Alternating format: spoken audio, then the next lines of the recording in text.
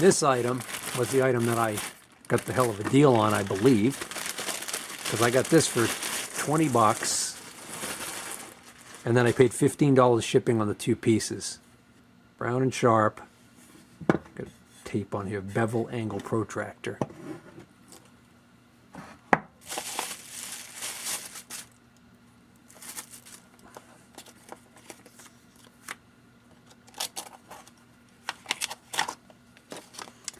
So we get the original paperwork, and what this is this is a Brown and Sharp model 496 bevel protractor.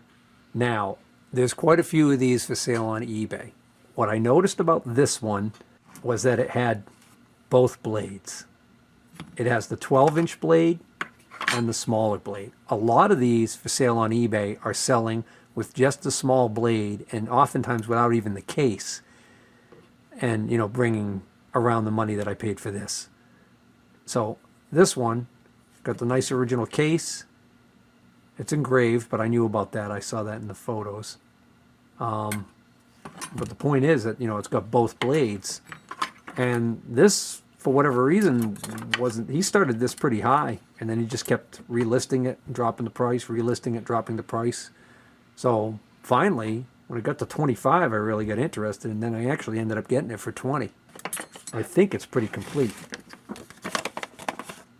Yeah, I don't see anything indicating that it's missing any parts. I think this is exactly how it's supposed to come. But like I said, a lot of these I see online, they don't have both blades. I don't know. I think I got a hell of a deal. And of all places, on eBay. I wonder if I could use some Goo Gone to get that off. So here's my current keeper. It's a Starrett, is it 259? I'm sorry, it's a Starrett 359. And it's got the 2 blades, and it's also got this right angle attachment.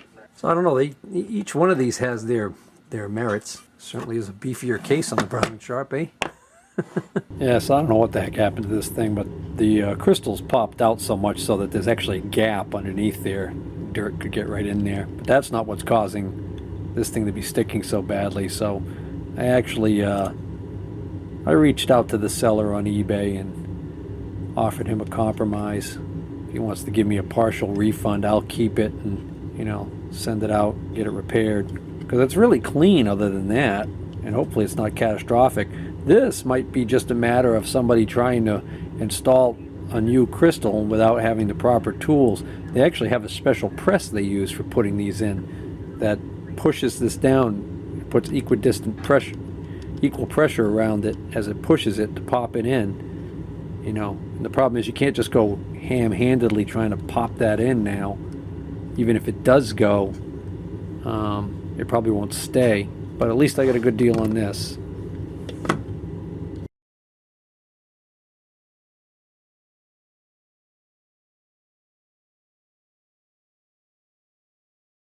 Next up is an eBay score that actually has to do with this 40 taper adapter. This is an adapter I had for a while now, and I had it online for sale and for cheap money. And what ended up happening was it wasn't selling, and then I was cruising around on the internet and I ended up finding this item on eBay, this boring head. So the story here is that this is a universal engineering adapter from 40 taper to a very specific thread and size. I don't remember what it is off the top of my head, but this is for Bridgeport boring heads. It's specific to Bridgeport boring heads. So if you don't have a Bridgeport boring head, this isn't going to fit. Well, one of my regular buyers contacted me and said, hey, if you still have that, I'd be interested. And I said, you know, funny thing is, I decided I'm going to hold on to it, and I told him I would get back to him with the full story. The reason why was because I had a best offer pending on this, and I was waiting, and I was negotiating with the seller of this, and he ended up taking my offer. So what I ended up getting from him is, I mean, what are the odds? You see boring heads on eBay all the time. What's a little unusual is you don't often see boring heads that don't already have some sort of a shank on them. So, this one I got cheap because since he didn't have a shank already on it, R8 adapter or anything like that, I think that there wasn't much action on it. And he had this listed for a while and relisted it probably a few times before I came along and said, hey, you know, you haven't sold this thing in a while. Be willing to take an offer. And so what I got here is, I believe it's a 3-inch genuine Bridgeport boring head. And it was funny because when I sent my offer to him and he responded, he said, this is a Bridgeport number 2. He told me, he said, you know, I just want to make sure you realize that this uses this, and he named the exact diameter and TPI of this thing. So he knew that this was a special for Bridgeports. It's another moment of truth. Should probably clean the little surface rust off the threads, right? That's all right. So, yeah, you know what? I'm gonna clean these threads and oil them. I wonder if that gap's supposed to be there. I'm thinking it's supposed to bottom out. I'll take it back out, make sure there's no swarf in there. Yeah, there was a little bit of crud in there. Not really swarf, just crud. I mean, I was only hand tightening it too. I'm sure this is supposed to be probably tightened, wrench tight or something. I think what I want to do is I want to hold this in the vise. See if we can't get something on here, some sort of a spanner or something. Don't you just love it when you have an unusual situation, but you have the perfect tool for it? Look at that, perfect. Yep, just put it in the vise on the mill, held it, and it wasn't even that hard to turn at all. It was just the extra mechanical advantage of that handle was enough to be able to turn that thing, and it stopped dead positive. So it's fully seated. That's the way it should be. Now, my customer who was going to buy this thing and had told me that he didn't have a head currently for it, but he figured he'd hold on to it until he came across one. Now I can make him a deal on a number 2 Bridgeport head that'll fit in his mill. Next up is this item I scored at the tool store. I got to tell you, when I walked in there that day, the last thing I thought I was going to be doing was walking out of there with this vise for 50 bucks. Let me start by saying what this is. Okay, when we first were looking at it, I know that the owner of the tool store didn't know who made it because this was so dirty and crusty, couldn't make it out. And me and a couple of the other guys there, we were poking at it, looking at it. None of them were interested in buying it, just kind of out of curiosity. And the more I looked at it, the more I started to fall in love with it. So I left there. Well, I paid for it, but I didn't take it that day because I didn't have my truck with me. But I left there with a photograph of this on my phone so that I could blow it up and look at it better and figure out what the heck it was. Because there was some talk about, well, you know, did this say down here, did it say Wiltonville or Wilsonville or something? And what it is it's Willimantic, Connecticut. And what this actually says is, I believe it says W something, but I do know for a fact it says Vandeman. Vandeman, V-A-N-D-E-R-M-A-N. It also says patented July 1st, and for some reason the digit didn't come out really well, but it's clearly July 1st, 1891 is the patent date on this thing. The other thing we talked about was these unusual holes right here in the back. They're for bending pipe. This is called a steam fitter's vise. So according to some early catalogs that I was able to find on the internet, there were 3 versions of this vise, 3 sizes of this vise made by the Vandeman Company. The Vandeman Company, for some reason, they were numbered Vandeman 0, Vandeman 1, and Vandeman 3, I believe. So it makes me kind of wonder what happened to the Vandeman 2. This is a Vandeman 3. It was the largest of the series. According to the catalog, the weight is 162 pounds, and I believe that. It's got 6-inch jaws. It's got pipe jaws that are designed to hold, when opened up, to hold up to a 10-inch diameter pipe. And these two notches on the back here are for bending pipe, and this one here can handle up to a 2-inch pipe. I can imagine what kind of work it was to bend pipe in this thing back in the day. 2-inch diameter pipe. The only problems with the vise are there is a jaw missing right here, one of the pipe jaws. These little jaws right here, there's 4 of them, 2 on each side. So this one on the far side on this fixed side is there, but this one's missing. So I might try and recreate one of these jaws for this side. The original jaws, or the main jaws, are present, which is good. Everything else is okay. And then of course the problem with the screw, according to what I could see for photographs online of complete vices, apparently right in this area right here, where I am able to see the remnants of a pin that has sheared, was supposed to be a metal collar. So I'll have to recreate a metal collar. That's if I decide to restore this thing, if I decide to repair and restore it. I haven't decided yet whether or not I want to keep it. I have another large vise that I got quite a few years ago that I never did end up bringing down here to the shop. I've got to dig that thing out of the barn where I've got it stored and then bring it down here to the shop. The reason why I thought I would sell this one and keep the other one was because the other one's also an early vise, not as early as this, but it's got a swivel base on it. This one kind of has a swivel base on it in the fact that if I mount it to my bench by making a big hole in the bench, I guess the idea was you'd loosen this and then you could swivel it. But then in addition to that, it has these large mounting holes here.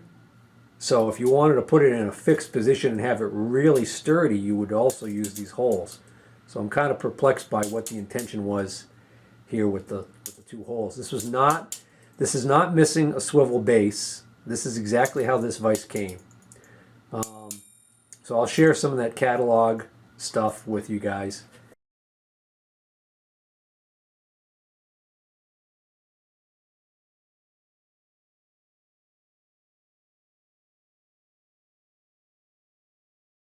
I mean, just to give you a rough idea of the size of this vise, it's right now it's at about 21 inches and it's not open all the way. Again, the fact that it's supposed to be able to handle a 10-inch diameter pipe in between these jaws here tells me that fully opened up, this thing's like got to be at least 26 inches long when it's opened all the way. Height from the top of the jaw to the base here is just over 12 inches. And the other reason why I haven't decided yet which one I'm going to keep is because the write-ups on this vise are people really thought a lot of this vise back in the day. I mean, many of the things that I read may have been, of course, by the people marketing it. This also probably has more collectability for those mentally challenged individuals who collect vices north of 150 pounds. I don't know. I haven't decided yet. I might be better off just approaching somebody and seeing whether or not they want to take the thing off my hands without me doing anything to it. Just make a little bit of profit or maybe some trade. I already have been in contact with an individual who was advertising on Craigslist that he buys these vices and he buys industrial cabinets. Namely, he's looking for Vidmar and Lista, which makes me think, hey, it could be maybe he's got a Vidmar or a Lista cabinet he would be willing to trade me for this vise. So I messaged him about it, and he wants photographs of it, but he's already said that he'd be more interested in a Parker or I think a Reed. Kind of makes me think, well, he's already setting me up for a disappointment. And then there's also a guy on YouTube who's got a blacksmith channel who's down in southern Connecticut, which is about an hour-and-a-half drive from me. And I know he's done restorations on old vices like this before, and this might be something he might like. Maybe we could work a deal with him, I don't know. Or I could restore it myself and use it here in the shop and sell the other one. So many decisions. Next item is this roll-away toolbox. And it's a Kennedy. And what you're looking at right there is an 11 draw top box on top of a base, no riser. This came up on Facebook Marketplace, I believe, one town over from me. Couldn't get much closer than this. And I jumped on this right away because this guy listed this for 150 bucks. So it's a base similar to the last base I had a little while ago. I had bought 2 rollaway toolboxes with risers and top boxes, but they were in 11 draws. So this is now 11 draw number 3. There is an issue, and we'll get to that in a moment. But the base is in excellent shape. All the draws work perfectly fine. He's got some kind of weird lining in it there for the tools, but that's okay. He even has the keys. It's keyed different than the top box, so there's 2 keys here. 1 key for the top box, 1 key for this, which is great because I'm probably going to sell these separately. I don't know whether or not anybody's going to want both of them. Interestingly enough, I thought it was identical to the other top box that I mean the other base cabinet that I have over there on the other side, because it's the same layout with the 3 draws over the little cubby compartment there. But I think this one might be a different width. Yeah, so interestingly enough, this is a 27, and my other one I have over there right now under my 11 draw is a 29. And the 27, the box fits right in there perfectly. On my 29 over there, there's actually a little bit extra room on the side, which makes sense, right? There's an inch extra on each side. So I'm not sure why they made it wider. But anyways, this is the 11 draw. So let me show you what's wrong with it. You know, this is present and not all dented up, which is good. Here's the problem right here. It's missing a draw. Just kind of weird that it would go completely missing. I could understand if it was like there but broken, but no, it's just completely missing the draw. And it actually was this draw right here that was missing. And the reason why it's on this side now is because I wanted to see whether or not these were identical. So I switched it from one side to the other. Because my intention is to find a good used draw. They occasionally show up on eBay.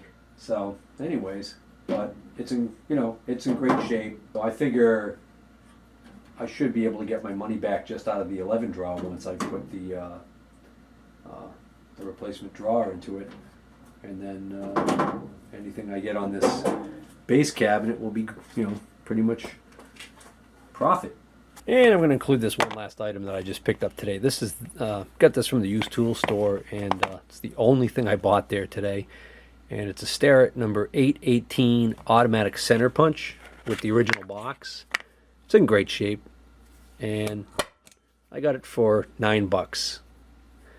And I'll check and see if I don't have, if I don't have one like this with the box, I might keep it for myself. If not, then I'll turn around and sell it. All right, so that's going to bring this this episode to a close. I hope you guys enjoyed watching this video. If you're not already a subscriber, please consider subscribing. And if you like this video and ones like it, please hit the like button. Thank you.